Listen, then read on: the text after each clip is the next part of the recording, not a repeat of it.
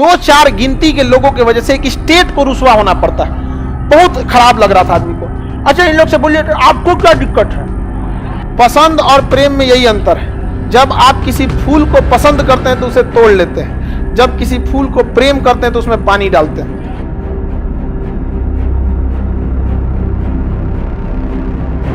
फूलों की घाटी है गोपेश्वर में, जिसे हम चमोली कहते हैं। फूलों की घाटी, बहुत सारे फूलों की कैटेगरी होती है। वो पहाड़ों के बीच में फूल नोचने कौन जाएगा? हमारे यहाँ फूल बोइए ना, कौन गाय बकरी खा जाएगी इसमें। हमारे यहाँ फूल जो होता है ना, तोड़ने का शौकीन होता है सर। और ये कितना अच्छा फूल है, तोड़ ले। समझ में आ गया कि ना? क्या अंतर यही होता है। पसंद और प्रेम में यही अंतर है। जब आप किसी फूल को पसंद करते हैं तो उसे तोड़ लेते हैं, जब किसी फूल को प्रेम करते हैं तो उसमें पानी डालते हैं। दोनों में बहुत माइन्यूट अंतर होता है। समझ में आ रहा है कि नहीं आ रहा? ज्यादातर दुनिया में लोग आपको पसंद करने वाले मिलेंगे। समझ में आ गया कि नहीं? माँ बाप और अपने बहुत कम लोग होंगे जो आपको प्रेम करेंगे। आगे बढ़ जाते हैं। फूलों की घाटी किसे कहा जाता है? चमोली कहा जाएगा।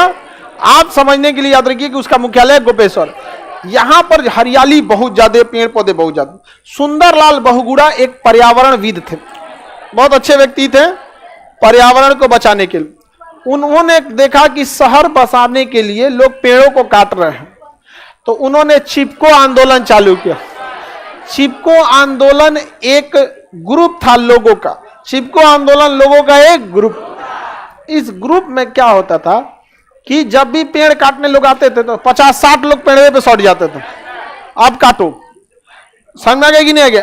अब आप 1-2 आदमी को हटा सकते हैं, सबको थोड़ी हटाइएगा यहाँ पे। तो वहां के, अच्छा वहां के लोग भी बहुत कोऑपरेटिव होते हैं। तो बिहार में कोनो पेड़ काटना है, सटिए ना।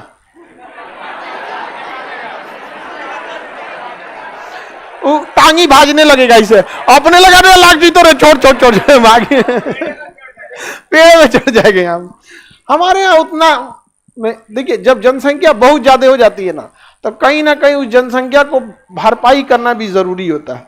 और अल्टीमेटली जब पैसे की कमी होती है तो फिर शिक्षा का अभाव होगा, शिक्षा की कमी होगी तो फिर हर चीज पतन होने लगेगा। मानसिक पतन होगा, सामाजिक पतन होगा।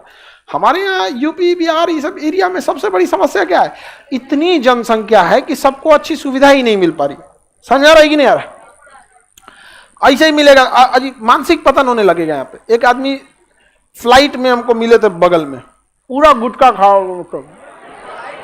हाँ, फ्लाइट में पूरा गुटखा खाओ और गाना सुन रहा था पूरा बिना एयरफोन के। अब भोजपुरी गाना। बगल के लोग ना, मतलब फ्लाइट में तो कहीं कहीं के लोग होते हैं, उब रहे थे। उसको समझ में नहीं आ रहा है, फ्लाइट है, तुम्हें भोजपुरी पसंद है, इस फ्लाइट में हर स्टेट के लोग अलग अलग होंगे, या किसी का भी तुम अपना एयरफोन लगा। और अश्लीलता तो भोजपुरी गाने में इतने हैं कि परिवार के साथ नहीं सुन सकते आप। पूरे लोग इरिटेट हो गए। एक पूछ रहा है कहां से आए हैं आप, ले गया। एक स्टेट को, 1-2-4 गिनती के लोगों की वजह से एक स्टेट को रुसवा होना पड़ता है। बहुत खराब लग रहा था आदमी को। अच्छा, इन लोग से बोलिए आपको क्या दिक्कत है? गुटखा आपको क्या दिक्कत है? मतलब उसका मानसिक लेवल मरा हुआ है, उसको समझ में नहीं आ रहा। बताइए इसमें एक पूरे बिहार की क्या गलती है? नहीं, लेकिन जब आप गलत को गलत नहीं बोलिएगा ना, तो लोग आपको भी गलत में ही शामिल कर लेंगे। समस्या ये आती है यहाँ पर। समझ में आएगी ना? अब बगल वाला पूछता है कहां से आए हैं, व्यंग कसा उसको। हमें भी बहुत खराब लगता है। आपको क्या, आपको कहीं भी कोई बोलेगा तो आपको थोड़ी ना गौरवानी थोड़ी महसूस करिएगा ये सब चीजों को। अच्छे लोगों की ना यहाँ कमी है, लेकिन बस यही है कि ऐसा ना छोटे छोटे चीजों पे लोगों ने ध्यान नहीं दिया जिसका कोई हद नहीं, फिर बंद किया उसी चीजों। क्या उस पूरे फ्लाइट में सबके पास मोबाइल है? आज तो सबके पास मोबाइल है, लेकिन गड़बड़ हो जाता है यहाँ पे। समझ में आ रहा है कि नहीं आया? तो यहाँ उन्होंने चिपको आंदोलन चालू किया था, सुंदरलाल बहुगुणा। अब नेक्स्ट क्लास कल समझे।